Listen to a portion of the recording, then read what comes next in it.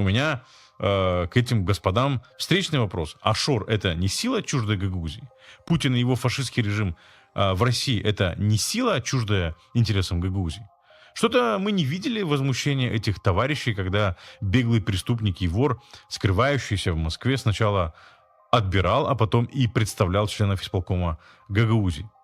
Тот же преступник Шор на протяжении последних 2,5 лет фактически управляет Гагаузией. Еще раз подчеркну, беглый преступник, ограбивший страну на целый миллиард, за которого никто не голосовал, сформировал исполком Гагаузии и управляет гагаузской автономией на протяжении последних 2,5 лет. Что это, если не внешнее управление? И что это, если не сила, чуждая интересам Гагаузии? И я не слышал, чтобы кто-нибудь из этих горе-спасителей возмущался или хоть как-то осудил грубейшее нарушение уложения Гагаузии и вовлечение Гагаузии в самое большое и опасное преступление против гагаузской автономии и Республики Молдова. Преступно и цинично представлять правительство Республики Молдова как силу, чуждую интересам Гагаузии.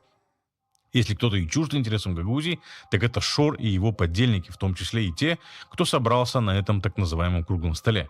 Совершенно понятно, почему их пугает идея прямого управления со стороны правительства Республики Молдова, потому что они понимают и чувствуют, что эта идея не встретит сопротивления в Гагаузии. Они общаются с людьми и понимают, что люди не видят в этом проблемы. Гагаузия уже полгода без Башкана, и никто не вышел на улицы протестовать по этому поводу. Попытка раскачать искусственно протесты за деньги Шора тоже не дали успеха. Я вам даже больше скажу. Люди все больше и больше задают вопрос, зачем вообще нужна гагаузская автономия?